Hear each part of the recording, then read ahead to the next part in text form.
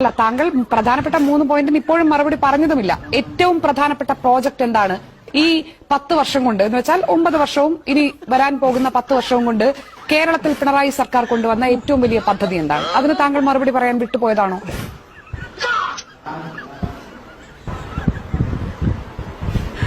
ഞാൻ പറയുന്നു ഈ പദ്ധതികളൊക്കെ ആരുടെ സംഭാവനയാണ്? ഈ പദ്ധതികളൊക്കെ UDFന്റെ സംഭാവനയാണോ? ഞാൻ അങ്ങ് അവസരം നൽകുവാണെങ്കിൽ ഇനിയും എനിക്ക് കൂട്ടിച്ചേർന്ന് പറയാറുണ്ട്.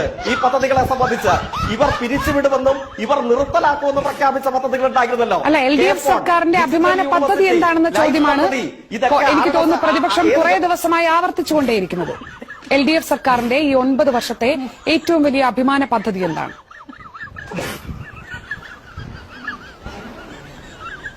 ഞാൻ പറയുന്നു ഈ നേട്ടങ്ങളാകെ കഴിഞ്ഞ 9 വർഷക്കാലത്ത് ഇടതുപക്ഷ ജനാധിപത്യ മുന്നണി ഗവൺമെന്റിന്റെ നേതൃത്വത്തിൽ കേരളത്തിൽ നടപ്പിലാക്കിയ പദ്ധതികളല്ലേ?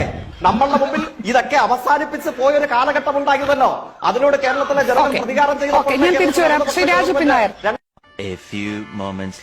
നമുക്കുണ്ടാക്കാൻ പറ്റും, പക്ഷെ കാണാൻ പറ്റില്ല. നമുക്കുണ്ടാക്കാൻ പറ്റും, പക്ഷെ കാണാൻ പറ്റില്ല.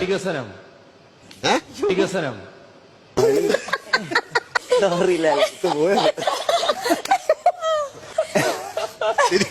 ശരിക്കും മാർക്ക് കൊടുക്കണ്ടാണ്.